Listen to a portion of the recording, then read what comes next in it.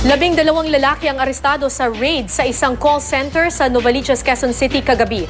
Ang mga nahuli na todo palusot sa kanilang ginagawa, nagpapanggap umanong babae sa internet para magbenta ng malalaswang larawan. May news to go si Mav Gonzalez.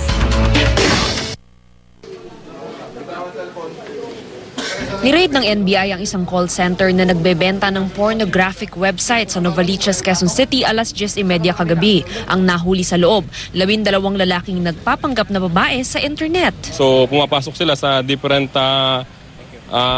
online chat rooms and then nagpapanggap sila bilang babae.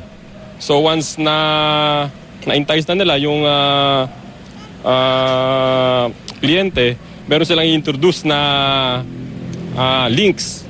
So yung links na yon, doon na ma-charge yung kliyente. So nagpapanggap kayo dito na babae kayo na parang Oo, pero hindi kami nagpapakita ng mga sensual na bagay.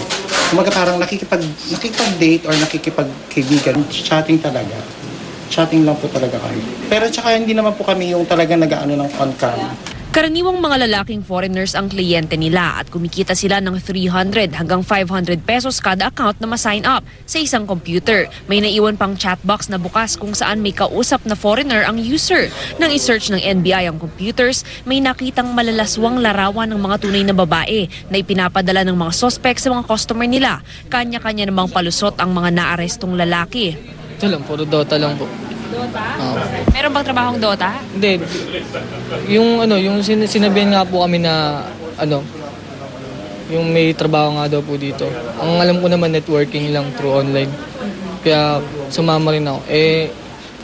Habang wala pang internet, ito lang ginagawa namin dito, nagdo-Dota. Po, di namin po alam, nakasave na po yan kasi nga bago pa lang po kami dito eh.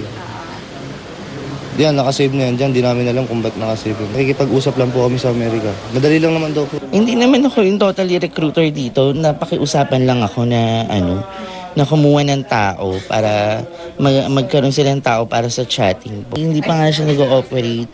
Alam ko pag tinitrain sila, more in English lang. Ayon sa mga naaresto, isang dating kagawa daw sa Novaliches ang may-ari ng call center. Kasalukuyan siyang pinaghahanap ng NBI. Samantala, sasampahan ng reklamong paglabag sa Anti-Child Pornography Act ang mga naaresto. O yung initial forensic viewing natin na nakita natin may mga images ng mga obviously minors. So kaya yun ang i-charge natin sa kanila. Titingnan pa natin yung possible violation ng ng hacking kasi may once na nag-accept ng links yung kliyente nila, nagpapasok yan ng mga credit card information. Mav Gonzalez, GMA News.